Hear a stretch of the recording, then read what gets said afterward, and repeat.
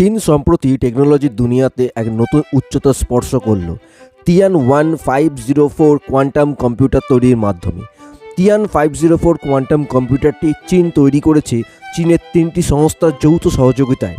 সেই সংস্থাগুলি হল China telecom computer group, Chinese academy of science এবং কোয়ান্টাম সি টেক।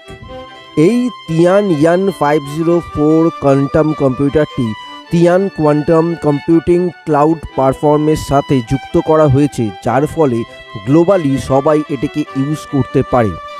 ওয়ান জিন, যিনি হলেন deputy general manager of China telecom quantum group, তিনি তার এক বক্তৃতাতে বলেছেন যে তাদের কোম্পানি চিন্তাভাবনা করছে যে তারা কোয়ান্টাম সিটেক কোম্পানির সাথে কোলাবোরেশন করবে, যাতে তারা আরও উন্নত মানের কোয়ান্টাম কম্পিউটিং চিপ তৈরি করতে পারে।